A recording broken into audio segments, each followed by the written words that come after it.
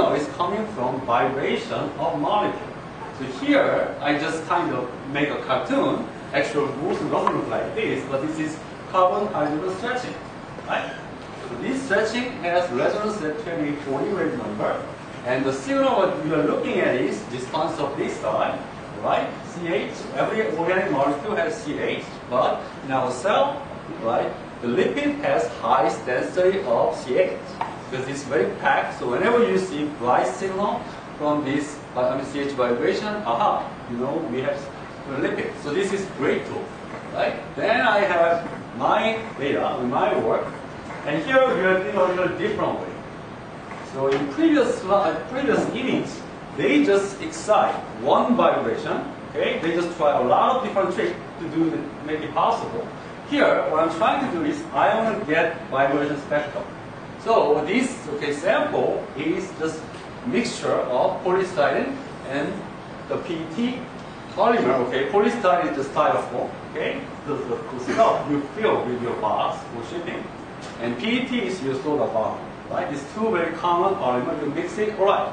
I mean, any microscopy, if you just put this sample, you see they phase separate. These two guys don't like each other, they separate. Problem is, I don't know which is which, right? And you even don't know, okay, one domain is pure polystyrene, the other domain is pure PET, we have no idea, right? Here, point is, I can get vibration spectrum of every 3D point with very fast. Right? So here, I'm talking about 1.2 million vibration spectrum taken in just a few minutes. Right? So you can imagine. So this is actually called what is called hyperspectral microscopy. You have vibration spectrum everywhere and use this kind of vibration spectrum to characterize what you have in specific point. Right? That's what we are talking about. So now you can, I hope you understand why people are trying to develop this thing and apply to biology and material science. Because you really have chemical selectivity, chemical imaging capability, I mean, in addition to 3D non-invasive everything, right? So, I have 4 sessions, so I actually made 4 different slides. So, first session is about, motivation, and I just compare these cars with other microscopic probes. And just basic. I mean, these cars is very strange property. So you need some background to understand what people have done. And cars has about almost exactly 10-year history, realistically. I mean, first report was like 1982, but then people forgotten about that. And 1999, it just revived, and then there was about 200 papers about this. So, and there's one group I cannot avoid talking about when I talk about cars. Is Sonny Shiger in Harvard. So part 2 is about their contribution and how we figure out to optimize this process and make it work with living cell. And 3 and 4 is what we do or other people, and it's kind of like complementary technique. So we are doing something differently for different purpose. So that's the outline of this. And first section is motivation and fundamental. Alright. So what I'm talking about is microscopy for biology mainly and material. So I just want to talk about, in optical microscope, what do you do? Right? So first thing, the 2 key points of any optical microscope is selectivity or specificity and sensitivity. First, you want to know what you are looking at. Okay? I mean, in this business, one caution you have to have is, anybody can make beautiful images, right? That doesn't mean it has good science, right? Or any usefulness. So you have to know what you are looking at is called specificity or selectivity, right? Second, it's not useful if you don't have good signal. I mean, if you end up just noise, it's not useful at all. So sensitivity, and also this is microscopy, so we want to look at smallest possible structure. Okay, that's called spatial resolution. Okay, we also have diffraction limit working on here. Right, I'm talking about that later. And if you have good sensitivity, and you can just take image faster and faster, and you can do real-time in vivo imaging like that. And you also don't want to break and destroy your sample. It's called non-invasiveness. So all these black, things are what other microscope can do. But here, the unique for cars is label-free, right? So we want to achieve all this guy plus true chemical imaging capability that we know what we are looking at, right? So here, okay, this is cars imaging, but even work with yesterday Russell group. So so this is the general goal any optical microscope want to do. All right, now let's first compare. Okay, look at the two most popular microscopy we use. Okay, and let's just think about this chemical selectivity and all these things about this. The most popular one is transmission microscope. You probably look at even like elementary school or middle school, right? Here, actually, these two cells are very similar. In transmission microscope, what do you see? You shine light and you just look at the output. Your sample can scatter or absorb the light, or it can change the phase. So what you're essentially looking at is refractive index. If the sample is scattering or absorbing, you are looking at imaginary part. If sample changes the refractive index, that corresponds to real part, and this fancy looking image is actually not normal transmission image. Is called differential interferometric contrast. So they just see difference in local refractive index at different point. You can get much more contrast.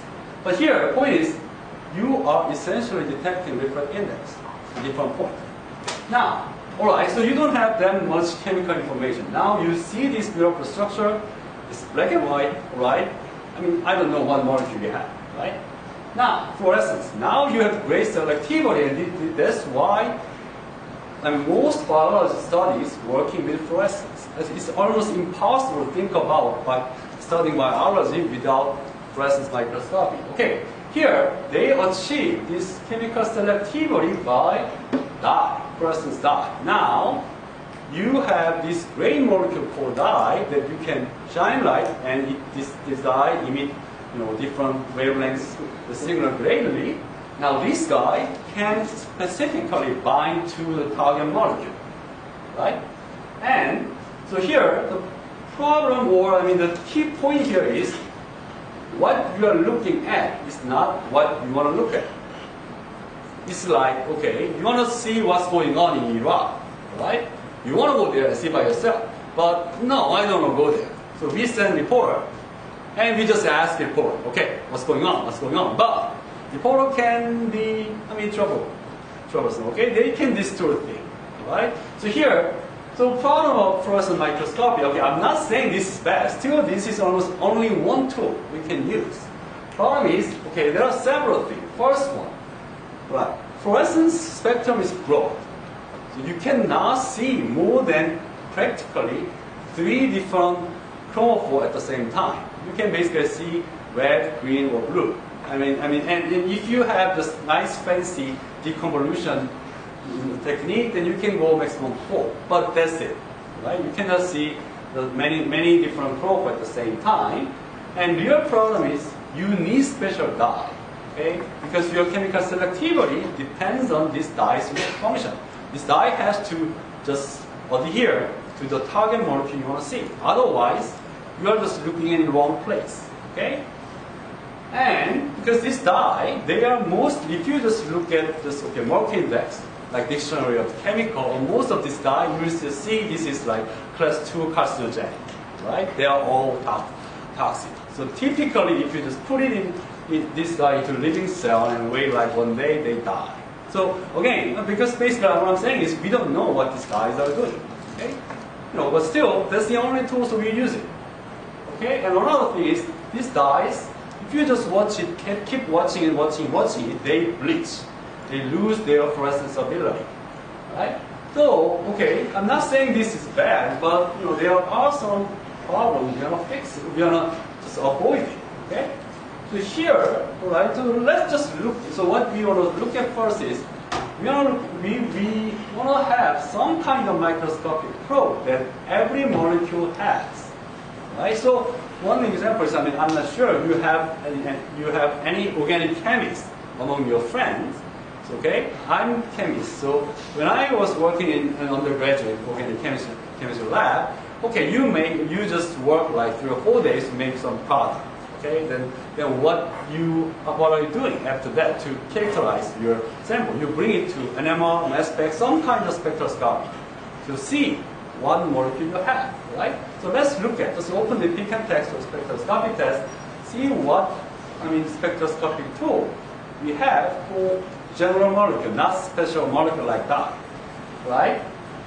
So that means you have to look at all different types of spectroscopy. Spectroscopy is a result of light-matter interaction, light-molecule interaction in this point, okay? So you can see the light interaction of light and electron inside the molecule, okay? That's called electronic transition or electronic spectroscopy. That's basically what the previous two contrast mechanism is working, okay? Absorption or transmission or fluorescence of light, that is done by electron inside the molecule, right? Now, okay, another extreme is speed. Actually MLI is kind of, optical microscopy in one sense because they use radio frequency, electromagnetic wave, and they just detect speed, so you end up detecting water inside your body. Okay, so the doctor doesn't have to open up your stomach to look at what's going on inside. Okay, now then you don't have that many the degree of freedom of molecular motion. The only thing left is rotation and vibration. Okay, but rotation doesn't give you that much chemical information. It just gives you size of the molecule, then vibration, right? If your molecule has more than 2 atoms, you have specific vibration pattern. This is like NMR or mass spec. Okay? Then what tool do we have? There are 2 different methods to look at vibration. One is ion absorption, the other is Raman scattering. Right? So let's just look at these guys in terms of this microscopic probe point of view. Right? Now, ion absorption. First key thing is their actually signal is actually very good. Their absorption cross section, the effective amount, capacity to absorb light is very high. It's almost like fluorescence. Problem is, they have water and almost any substrate. They absorb this IR crazy. So here I show is the absorption spectrum of water from far UV to millimeter. Okay, if you can see it, you just have transparent window from water, something like 200 nanometer to 1.2, 1.3 micron. That's it. So in IR, what we are talking about is something like 2 or 3 micron to 10 micron. Their water absorb crazy. You cannot look at something inside water. And if you ever done a IR measurement, what they have to do, you cannot use glass.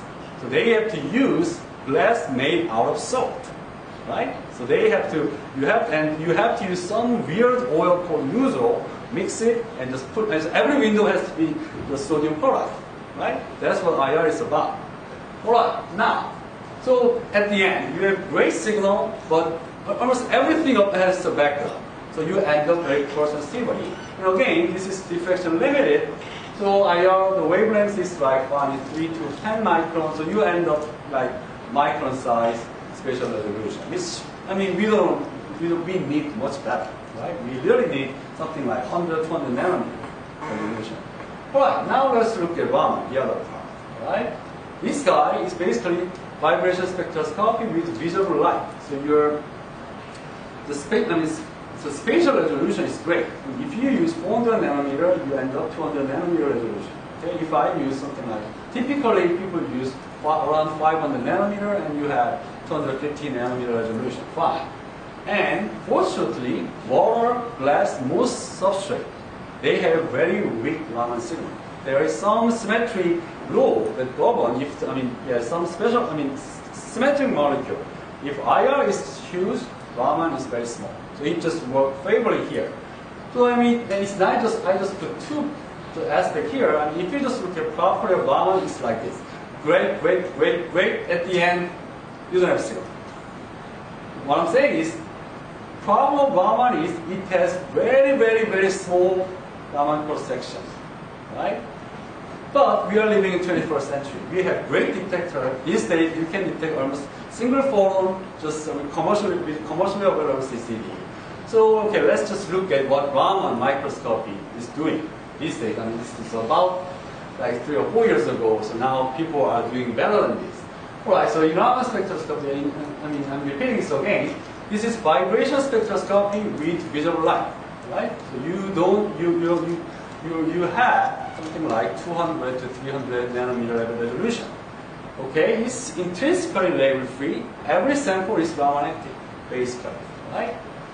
Now, the problem is signal level. So here I show you some, example of Raman study. Actually, this image is not Raman image. Okay, this is just autofluorescence. So fluorescence without any specific, dye in it. Just, and one certain level, everything fluoresces. Okay, so they just take this weak fluorescence from water or something inside cell and just take the image. But this guy end up was okay. You can see this 7 star. They just look at one spot here and wait something like 3 to 5 minutes to take this spectrum, right? So here you can see the advantage and disadvantage of Raman. Now, depending on the point of this, organelle inside a cell, you can see their vibration spectrum changes all over the place. And we have studied Raman like 80 years. We know how to interpret all these peaks. Problem is, it takes like 3 minutes to get one of these, right? So the problem is you don't have signal, literally. Okay, what number I'm talking about? The typical Raman cross-section of strong sample is like this, 10 to the minus 29. And typical cross-section of fluorescence, good fluorescence dye, something like rhodamine, is like 10 to the minus 16. So I'm talking about 10 to the 13 times smaller signal than fluorescence, right? It's not just million. It's not a square million. It's like 10 times square million times smaller than fluorescence, right? So that's the problem. All right. So then I'm not working in industry. Okay, you might think I'm kind of salesman or Raman microscope company. I'm not. All right. So let's think about. I know physics. Okay. So let's see why Raman is small. Right. Let's just first look at it.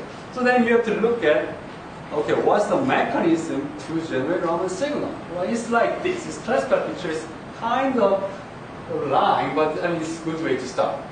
Okay, you have molecule, and this molecule is vibrating its own characteristic vibration, right? So, in other words, the polarizability alpha of this guy is oscillating because this molecule is just vibrating up and down. Okay, so your electric polarizability changes with this shape. Okay, now you put light, right?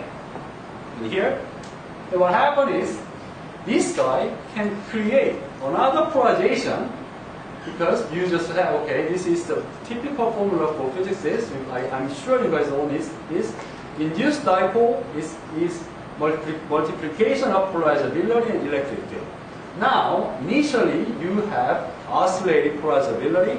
Now you shine the light, so you end up just 2 oscillating terms multiply, okay?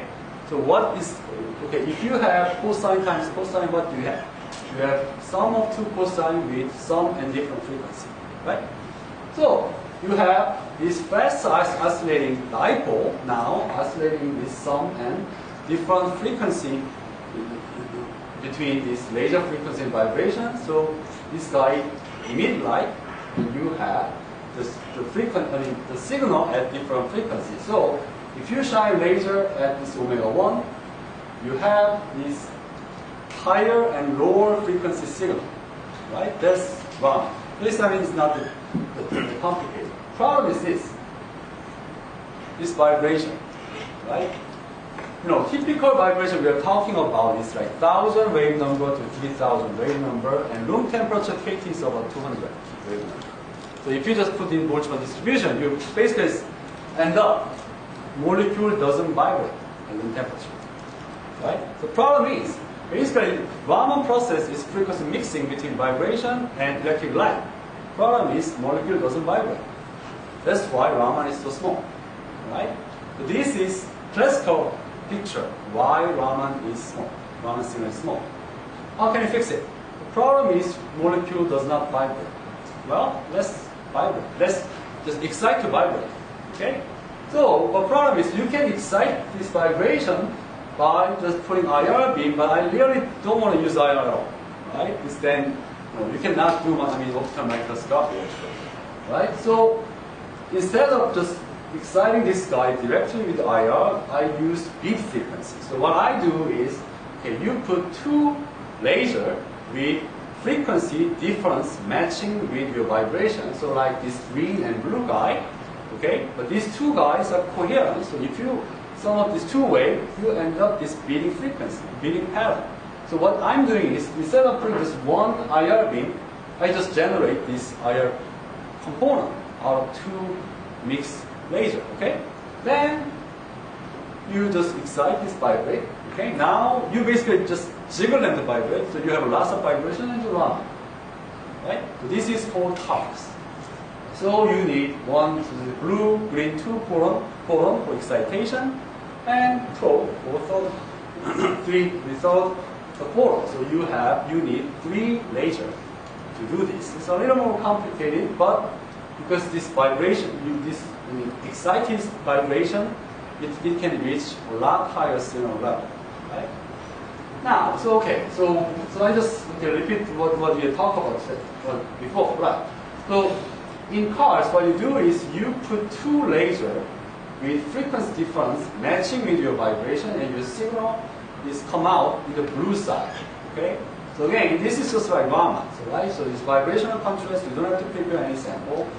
Okay, in theory, if you plug in number to the correct formula, you can get something like million to 100 million times more signal than Raman. Okay, but okay, so one thing is, even though 100 million enhancement, it is still a lot more than fluorescence. But we have good detector these days, so we can do something, right?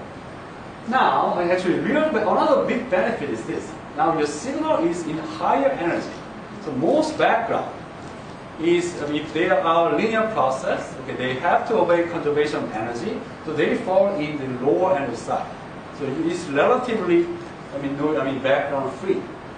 Okay, that's another big thing, and this is three-photon process. So if you use 800 nanometer, you can have something like 200 nanometer spatial resolution, which is actually almost the limit.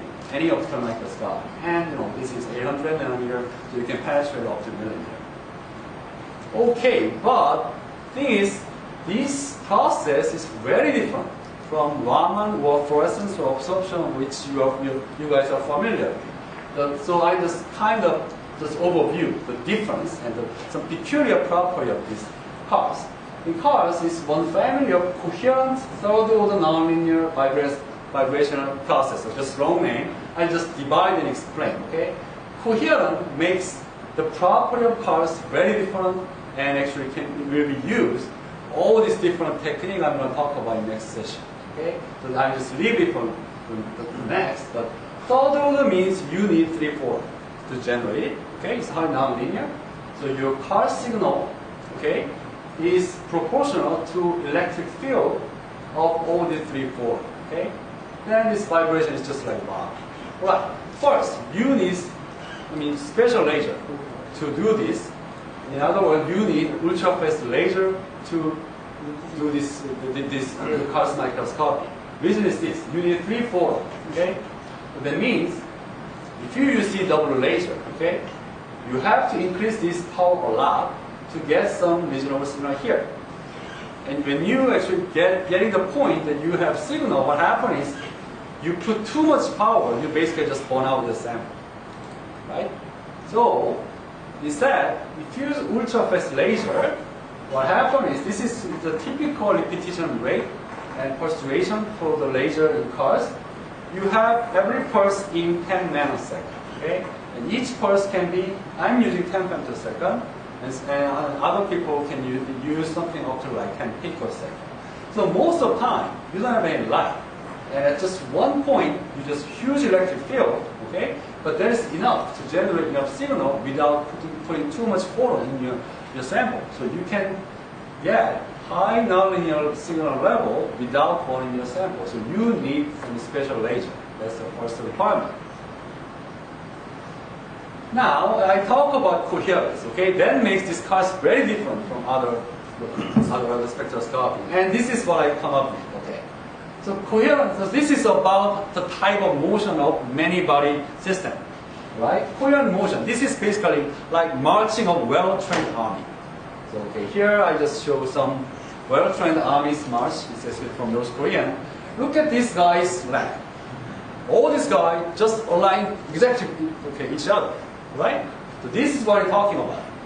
Their phase of motion is completely locked, right? Now, okay, look at the other extreme. Like, just like marching crowd. Actually, this is a demonstration in New York City. Actually, these two groups, they move similar speed, right? But their motion is completely different. But this guy, I mean, they don't know each other. They just, okay, this guy one time moved this way, and just the leg and the arm just move randomly. And I mean, there's no correlation of motion. Okay, so I mean, thing is this. I don't have any political bias about this, but I'd be very happy if my laser and molecule work like this, right? Not this. That's the big difference between cars and Raman. Cars, Raman, right? So now let's think. Okay, let's just get into the more details. So one main difference between these two coherent and coherent process is their sample dependent, sample concentration dependence. And let's just look at this. In incoherent light, what you have is sine wave just have different phase, just summing of each other. Okay? So each wave can interfere constructively or destructively. So you end up, if you have n wave, you mix it up, you have square root of n of e of your each wave. Okay? That's what you have. In coherent wave, okay, if you match all the phase to interfere coherently and constructively, what you have is your field is just NE, not square root of E. Okay? So your wave is additive. In coherent process, in coherent process, no. Right? But here, tricky, interesting point is, we cannot detect wave in optics regime. We can only detect photon. And photon is just intensity or energy of light is square of your electric field. So, on the other hand, in coherent spectroscopy, say you have one molecule oscillating, and this guy have the signal electric field E, you have E squared in your signal. You have 2, okay, it is increased square root of 2, you have twice more signal. Okay, if you have n molecule, you have n times signal, right? So your signal increased linearly with the number of molecules you have. This is what you are familiar with. That's why we call this linear spectroscopy, right? Now, in coherent spectroscopy is very different because wave increase proportion linearly. So your number of photons increase quadratically. So in other words, say you have one molecule emitting one photon. Now, if you have 1,000 molecules, you are not getting 1,000 times more photon. You have million times more photon, right? So that is another reason why cos is much sensitive than Raman, because they all their light signal is interfere constructively, right? So okay, but then there's a price because this guy interfere. The main problem or advantage or problem is interference, right? Because it's coherent microscopy. You have to match their phase, something called phase matching. And if you ever work with nonlinear or femtosecond business, you probably heard about it, but I just overview it briefly. So what it means is, okay, say you have two lasers, generate cars, okay, at this point and this point and this point. Now you have this car's output generate from here, here, and here. Thing is, these guys can interfere with each other. So you have to make, somehow that these three, right, or actually there's millions of it, that interfere constructively, not destructively. In some sense, if you don't match the phase, this is called phase matching. If you don't match the phase, what happens is you end up zero because they can just interfere destructively, right? So what does it mean? So if you just walk a little more line, you end up finding that this phase matching condition is nothing but momentum conservation of photon. You have 3 input photon, you have 1 output photon, and their k vector okay, sum of k vectors should be conserved. So in other words, okay, we have 2 pulse, okay, 3 pulse, okay, typically pump, Stokes and probe. If you just sum it up, okay, your pulse output should be minus of sum of the 3, so you have to basically fill up these the atoms. Okay? In other words, okay, if just look at in microscopy situation, that means if you have laser 3% this shining this way, your output will only come out forward. Right? So it's just like this. Okay? If you have Stokes like parallel to pump, your car should be just this way. So that means there's no back reflected on the back side, backward signal. Right? In comparison, fluorescence or Raman or any incoherent spectroscopy, they are isotropic. They don't care about this. Right? You just have oscillating dipole and you just emit isotropic. Right? And if you don't match this, okay, you have this kind of sync function behavior of signal efficiency. Okay, and then you have good news too, because your signal depends on nonlinear power of intensity. You have optical sectioning effect. In fluorescence, the linear fluorescence, actually what it turns out is, if you just collect all the signal at this focus slice, actually the fluorescence signal is same as what you get it here. Okay, they just diffuse, but if you sum it up all this light here, actually it becomes the same as this focus spot. But now, in any multiphoton process, you basically generate signal only at the focus. So you have this intrinsic, the three-dimensional sectioning effect. Okay, so that's basically all the fundamental and basic background I asked you to kind of just remember.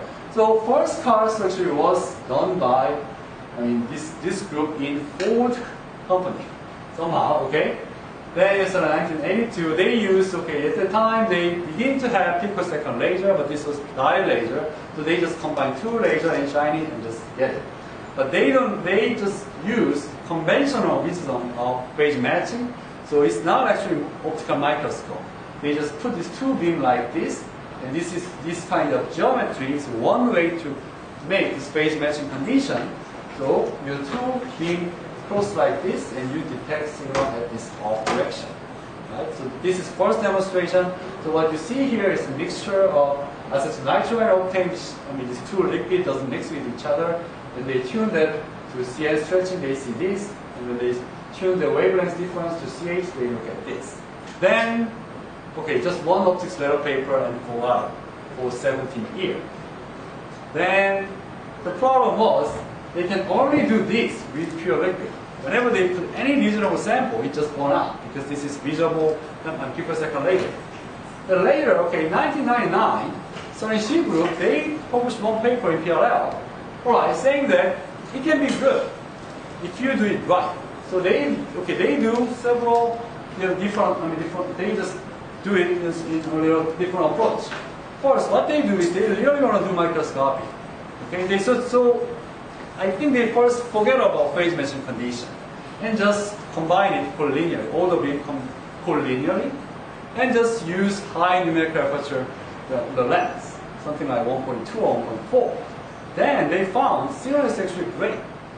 One reason is, if you have high numerical aperture objective, you have very, very highly focusing, tight focusing, your converging field. So you can get almost any possible combination of phase matching condition. And if you just detect the entire corner of the field, actually, you don't, it's not bad at all. Actually, you can just simulate it by just numerically, it ends up, all you have to do is just using high, very short focal length lens to get this.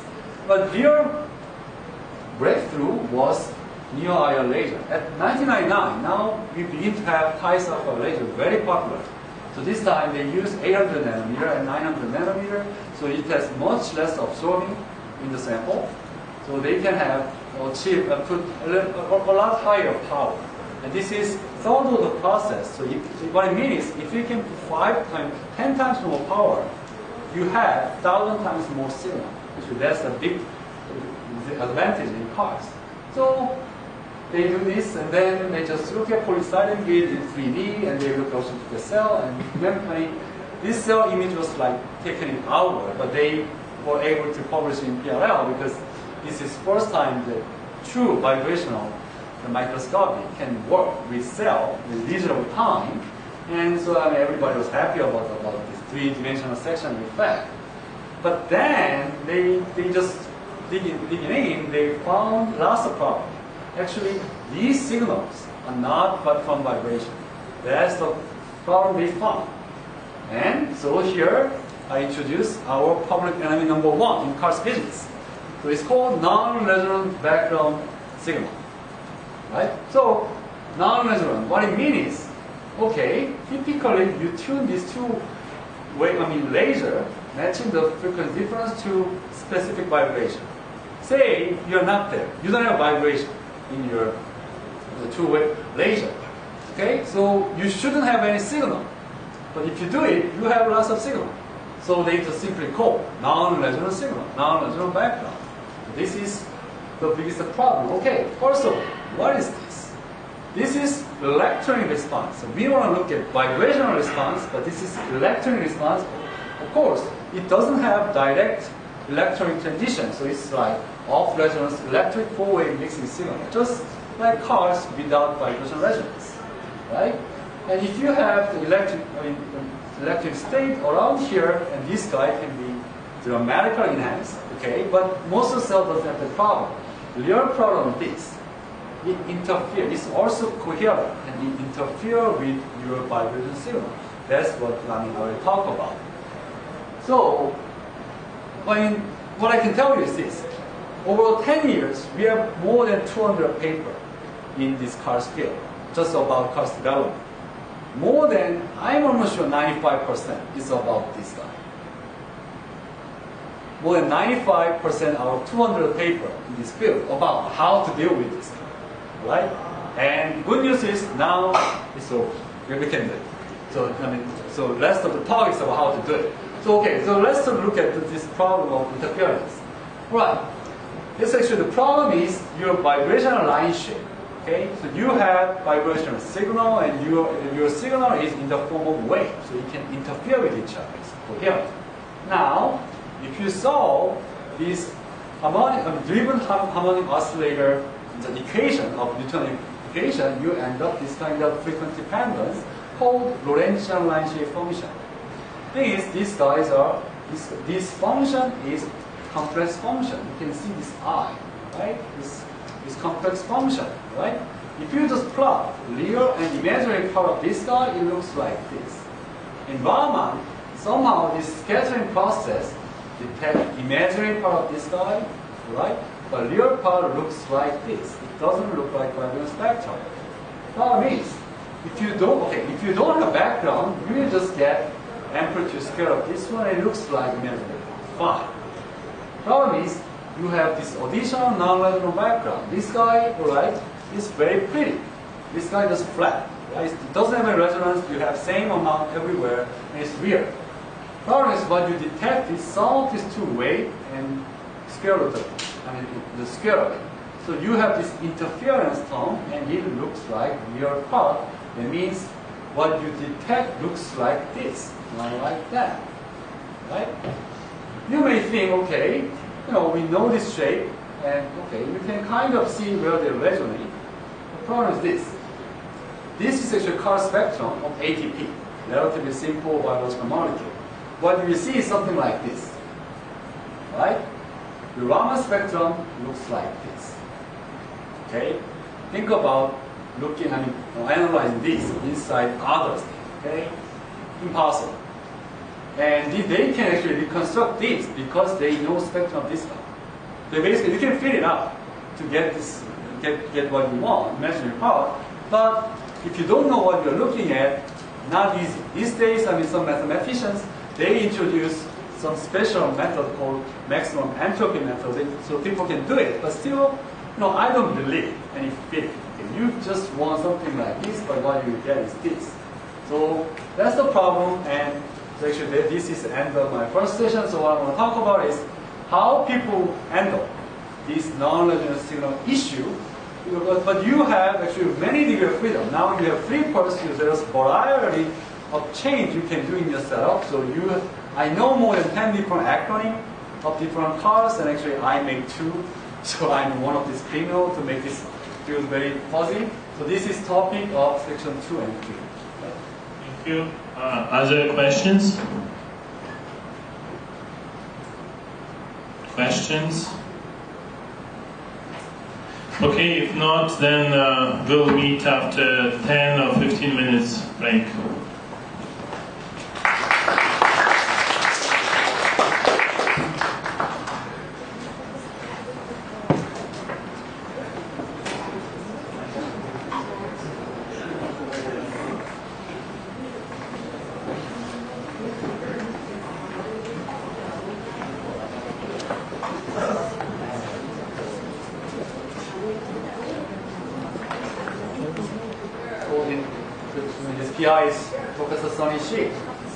So right, let's just recap the issue in cars. Okay, it looks like this.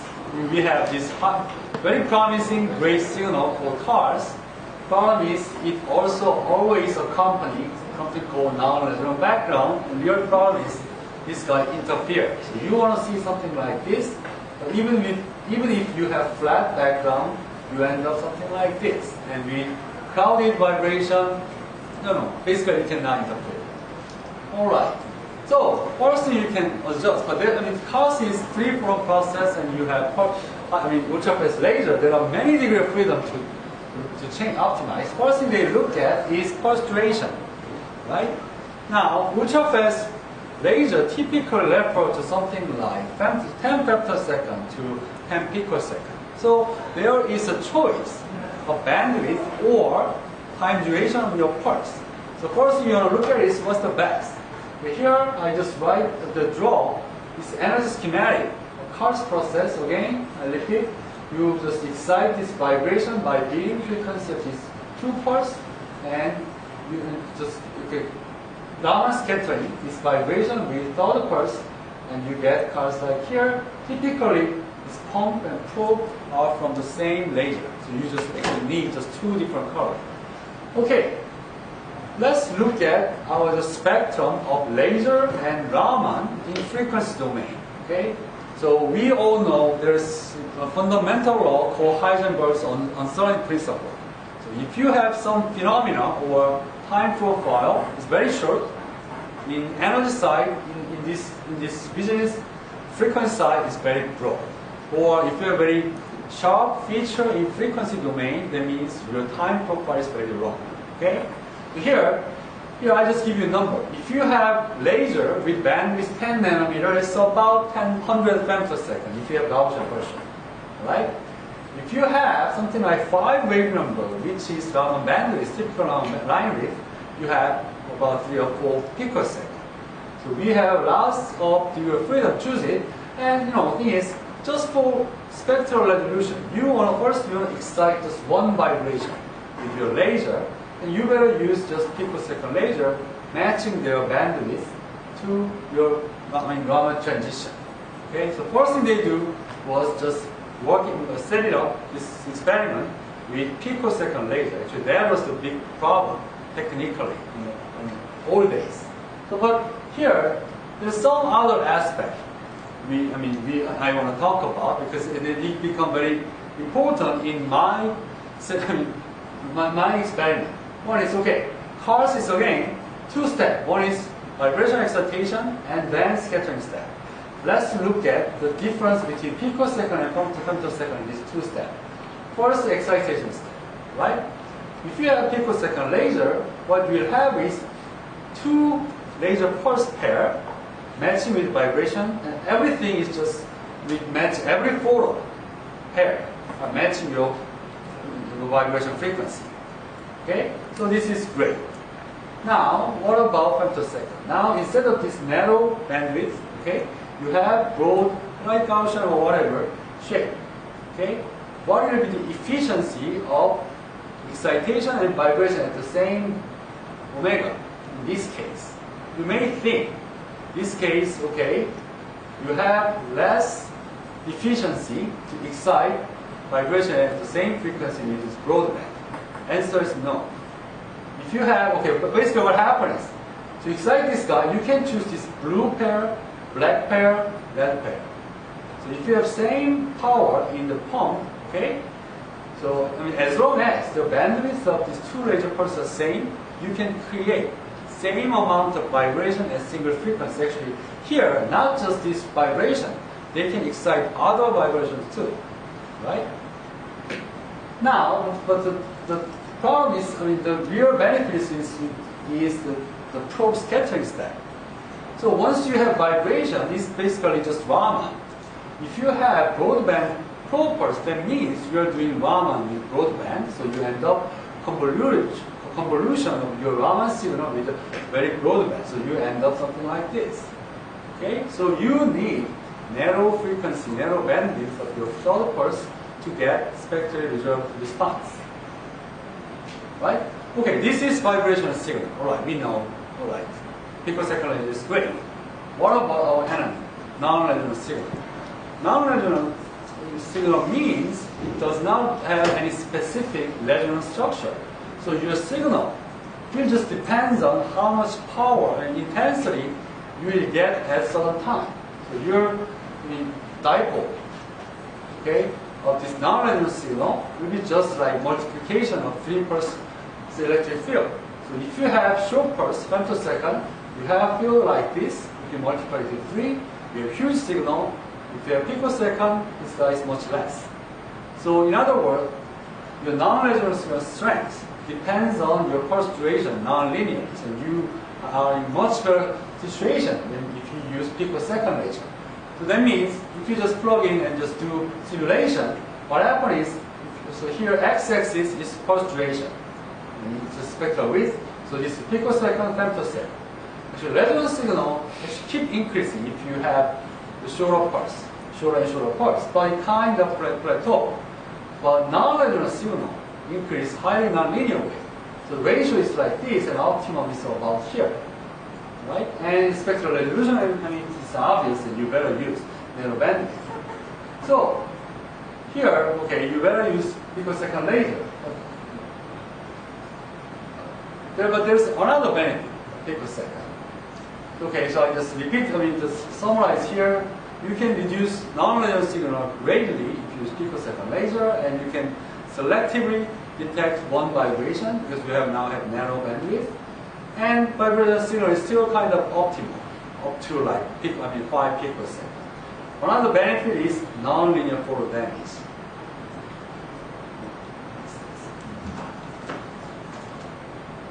Okay. So, when I was a kid, I played this game a lot, okay? I enjoyed burning ants with magnifying glass, okay? So what you do, okay, you just focus all the sunlight to focus a very tiny spot, and you create enough energy to kill ants. Now I'm old, so and I'm much richer than when I was a kid. So now, instead of sun, I have $100,000 laser. Right? Instead of this $10 magnifying glass, I have something called high-NA objective $8,000. But I'm basically doing the same thing in one way. And everybody's doing this whenever you are looking at cell. But here, what I'm talking about is a little different process than normal burning. Here, what I'm talking about is non-linear photodamage. What this short pulse, this expensive laser can do is it has such a huge electric field. So it can interact with sample non-linearly. So, for example, normally, most of the sample inside a cell does not interact with 800 nanometer. That's why we prefer to use that wavelength. But if you have very short pulse laser, this guy can interact collectively. So something like three photon of 800 nanometer can create some excited state. So this guy is what I'm talking about, what I call non-linear photodamage of the cell. And this is highly nonlinear, and this is one actual measurement. Okay? This guy should create some standard to quantify cell damage, and they just found this. And from our experience, okay, say if you have 10 picosecond laser, you can put like say 5 nanojoule. Actually, this is the real number for our measurement. Then you have to use much less than 10 times if you have 10 femtosecond laser. So much better to use longer pulse. To look at some sample, but this is very important because, okay, let's say, all right, we can use 10 times more power in picosecond laser. What it means, you will have 1,000 times more signal. Because signal depends on laser power cubic. So it's always like this nonlinearity playing against it. So you have to find out the optimal condition. So people, I mean, everybody knew you are better to use picosecond laser. The problem of early days is there's no commercially available source. So what they first, the only time what they use is they have two pi sulfide oscillator running picosecond mode, and they just electrically synchronize it. Later, I mean, people use something called the sync pump OPO with later, but this is just a highly technical. I'm not going to talk about it. But now this kind of laser is commercially available. All right, so now we just fix this time duration. So what's next? They also find that, okay, against what I told you before, there are some signal in back. And that's called epi. Epi is just fancy name for backward. Okay, epi is just epi cards. So let's think about this phase matching problem again, right? It's all about interference. Everything about coherence is interference. Okay, you have single molecule having just this dipole. Actually, your emission is symmetric, forward and backward, just like this oscillating dipole model, right? If you have two, right, they will interfere constructively in forward and a little bit destructively in backward. So you begin to have more signal in forward. If you have more and more molecule, what happens is this guy keep going on. At the end, you just have, I mean, constructive going forward signal and backward signal is just completely eliminated by destructive interference. So what happen is, if your sample is smaller than wavelength, so you'll hear wavelength is like 800 nanometer, or something like 100 nanometer, some lipid drumlet, then actually you can get some reasonable signal in vacuum because they are smaller than your wavelengths, and all this phase matching condition work with the level, I mean the size level of wavelengths. Okay, what's this? Why is it a big deal in cars?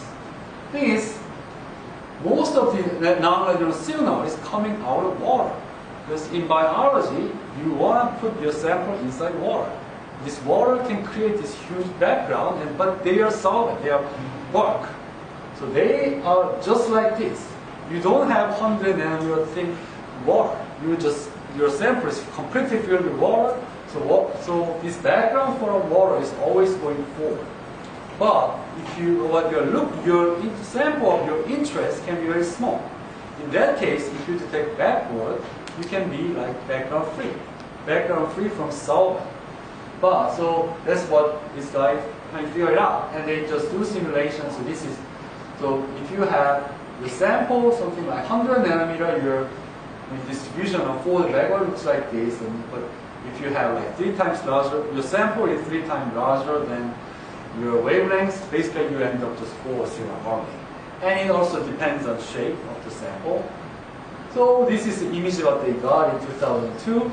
If you look at forward cards, it looks like this.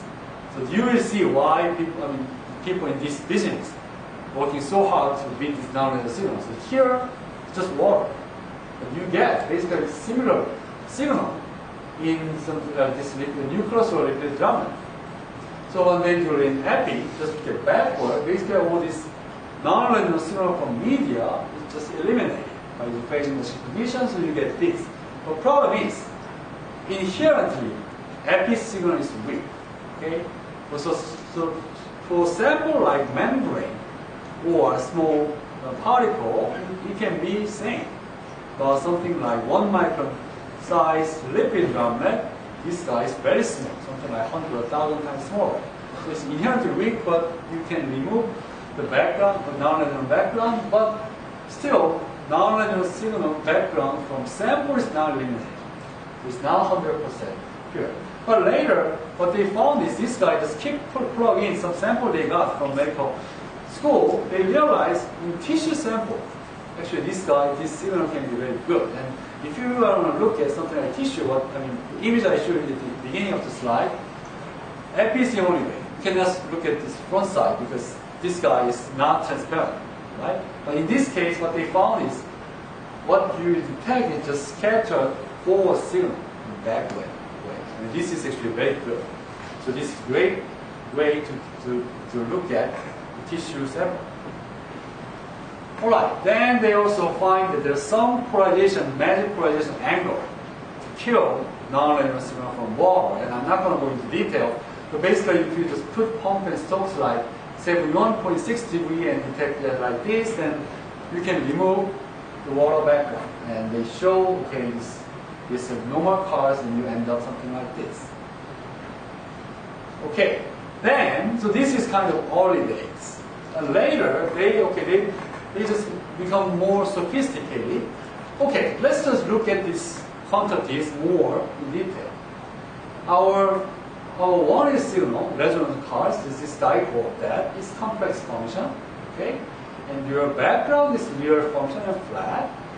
Problem is, what you detect is this wave, this sum of, and this size of wave. Now, fortunately, what we want to look at is imaginary part of this VR, okay? And your background is real, and real part of our vibration sample, we are not interested. So in other words, if we can somehow extract imaginary part out of this complex number, the function, you're in business. This is what interferometry can do very good. So what you have to, so what they demonstrate is, okay, say you have this car signal. Now, instead of just detecting car signal itself, you just basically combine with some known reference signal which have same frequency as your cars and detect the sum of them. They will interfere again, but now you know this guy's intensity, you know the phase difference between these two, so you end up you end up extracting real and imaginary part of this your response function, and you can see that. So this is what you will get without doing this. And this is Raman-like imaginary part of your signal. And if you just look at this real part, it's just mixed up with nonlinear signal and this and the vibrational resonance from your sample. Problem is, this guy is very complex. You have to generate this new wavelengths, and it has to be very stable. And one of the real problem was, this is actually beam scanning microscopy. What you do is you detect signal from PMT, and you just scan your beam by just rest scanning. Problem is, if you scan to go through different position of your plane, this phase of this local reference is different. So you can only get reasonable, contrast at the center. So that's what they end up. So they just gave up. But this guy, this technique, has actually a very interesting aspect. So actually, many people later apply this technique too. Okay, then the newer one. All right. Now let's look at this time, the spectral response of our signal again. The problem is, with non-resonant background, your signal look like this. This is like notch shape. What if you just detect this part, okay, this position one time, then tune the wavelengths of your laser a little different way and detect here, and just switch back and forth and detect this difference, right? Then basically what I'm saying is, if you have laser, actually you need two lasers, okay, three lasers now. Okay, you need Stokes laser and two laser 1 and 2, which have slight different frequency difference, and basically switching this back and forth and generating signal here and here, and to see the difference. And what happens is, non-resonant signal, they are spectrally flat, so they have same background. But resonant signal, they're actually huge. So you can just extract resonant signal only. So here, so I just plug in extra numbers. So what I'm saying is, this non-resonant part is independent of omega 1 or omega 2, so they are same background, so you can just detect this difference. And the way they do it is they combine two lasers with polarizing beam splitter and using Hopper cell to switch back and forth. So they can just basically jiggle these two lasers back and forth, and they detect the difference in locking. At the end, okay, this really works. So this is the previous method for the cars. Okay, you can see, I think you can see it. There's some background here from water or others. Okay, if you do FM, frequency modulation, is gone. And actually this is just polystyrene bead on top of glass.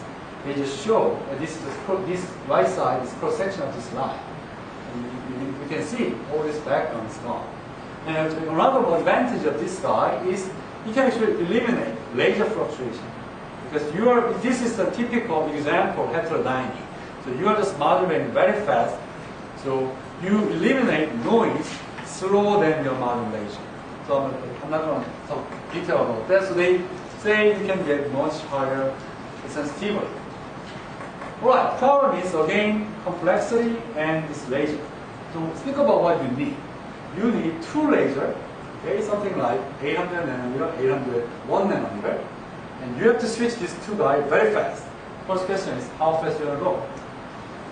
Alright, so then you have to look at noise characteristic of typical femtosecond lasers. It looks like this. It's like monograph noise and all these things. Basically, in low frequency, you have lots of noise source. So if you go faster and faster, it becomes very quiet. So you want to work in something like megahertz.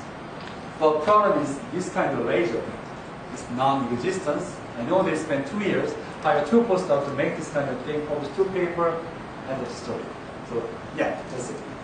Maybe someday later, some people can just sell it. But so instead of doing that, this is the last topic of this part of the session. We realize Cars is not the only one that has a nonlinear vibration signal. This is the latest from this group. So they this is very new. This was last December. So they also looked at what is called stimulated Raman loss and gain microscopy. Right? So the point is, Cars is just one member of just big family called stimulated Raman spectroscopy. Actually, in 1970s and 80s, all these techniques just developed so many different variety. At that time, people just looked at like something like liquid cell. There are many different types of this third order vibration process, and Cars is just one of them. So they just looked at other family and found that there's one member which is like the same thing but doesn't have this nonlinear background. That's called stimulated Raman loss and stimulated Raman gain. Oh, okay, this cycles. One is loss and this gain. So first is what are they? It's okay. This is the simplest way I can explain it. Say you have Raman transition. Okay, so you have pumping and this guy create Raman signal. Now you put another laser matching this Raman transition. Then, okay, Raman process without Stokes, you just have spontaneous emission. With this additional laser, now this Stokes laser can stimulate this cross transition, so you have stimulated emission, right? So, okay, you have more actually photon than just Raman, right? So, what I'm saying is, in this situation, if you put 10 photon in Stokes, you can have 11 or 12 photon out by this Raman transition. But this photon, so that's what is called stimulated Raman gain. So if you have this additional laser, okay, you have more photon. But this photon has to come from somewhere, okay? Because we have to obey conservation of energy. Actually, it comes from pump laser. So this process is actually energy transfer process. You convert pump photon to Stokes photon, and you see we gain in the Stokes and loss in pump. So at the end, people call SLR, SLG microscopy. So at the end, it actually experiments like this. You put 2 laser pulse, okay, and if you match this vibration frequency difference with vibration of your sample, what happens is Stokes pulse will be amplified and pump pulse will be lost a little. Okay, so you have to detect this difference, okay, between this guy. But problem is now here this is actually great exaggeration. Your problem is this difference from reasonable sample is very small. Now problem is your laser is your background. Previously this non-resonant signal was background. Now your laser is background. So you have to detect tiny bit difference out of huge laser pulse power. So, but you can do it with good locking detection. So they end up just modulating the Stokes beam very fast, like megahertz, and you can detect this guy. Okay, here I'm talking about 1 over 10,000 strong sample and 1 over 100 million of this difference. But you can do it very well with this days locking technology. So they acted, and this guy, and intrinsically, the signal looks like just like Raman. So in other words, imaginary part of your vibrational resonance. So what they demonstrated was, they just look at the spectrum of some molecule and compare with Raman spectrum. So problem of course was your spectrum looked like this blue. But now Raman and SRL, they are identical completely. So they also look at microscope and the application. So this is actually one of the skin application. What the interesting was this retinoic acid. This is kind of like vitamin C. So if you're going, you probably know many of your skin product has vitamin C. But what people don't know is how this guy penetrates inside your skin. So, and to enhance this penetration, I mean, many companies mix it with something like DMSO.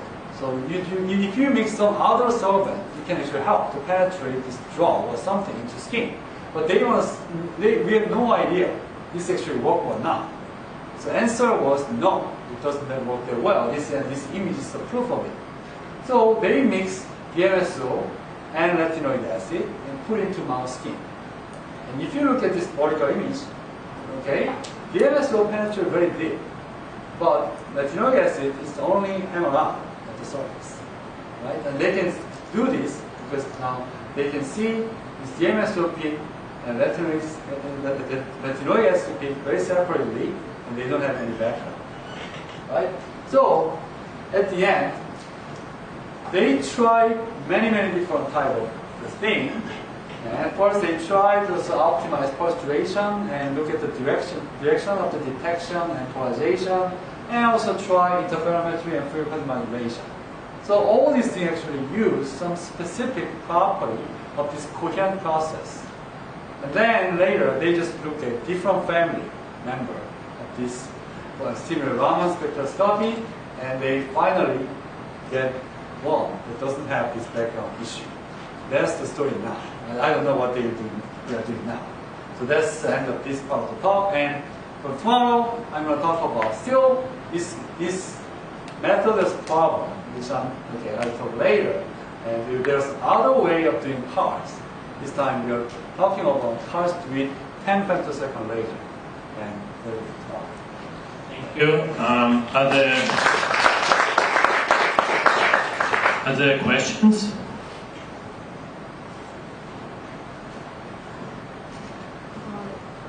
Actually, I have a question related more to the first part of the talk. When you were talking about the difference between normal Raman and cars, is the difference only in the line shape or also the position of the piece? Line shape is identical. If you don't have nonlinear.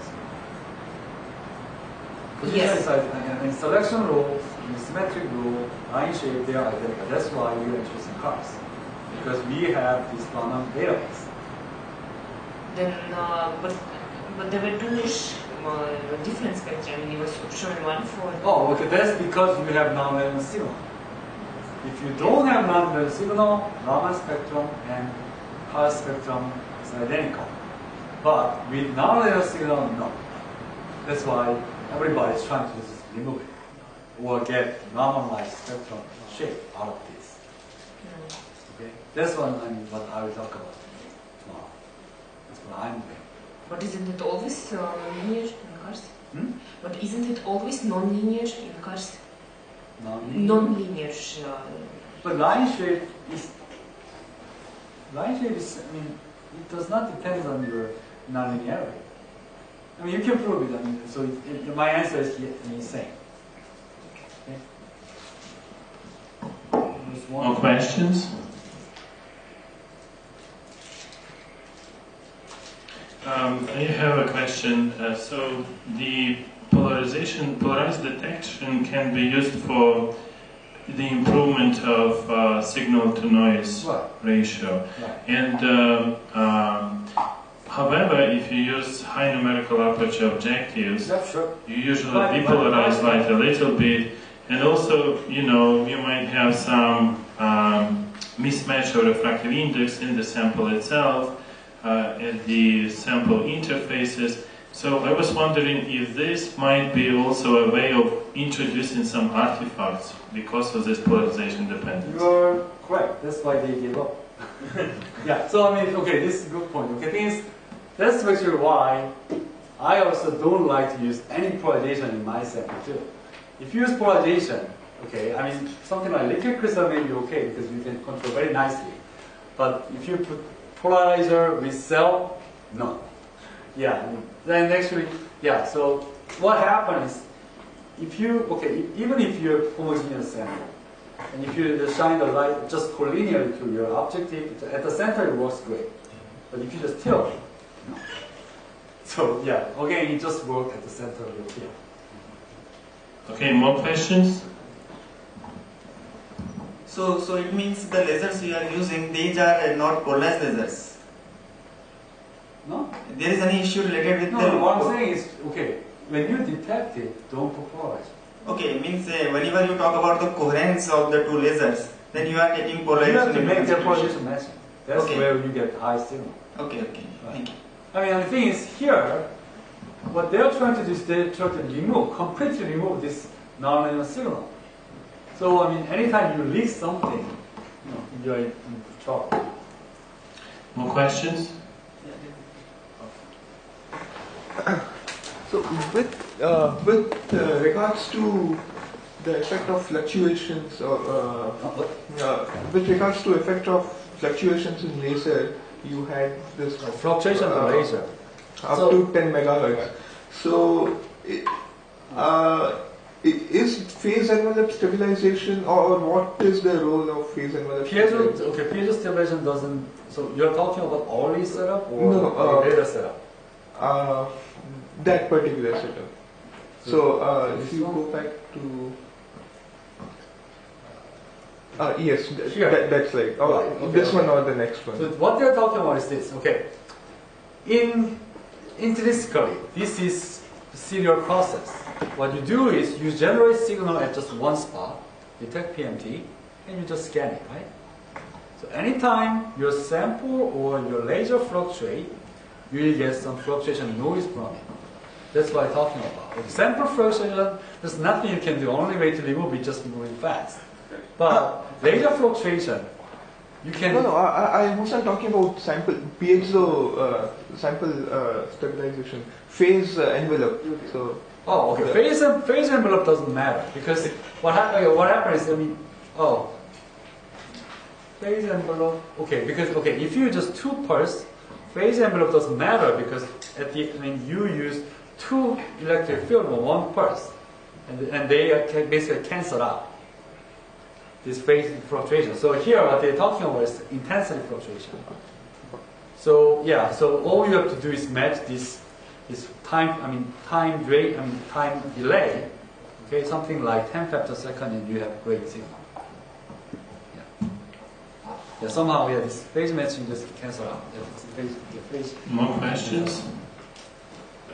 If not, let us thank the speaker.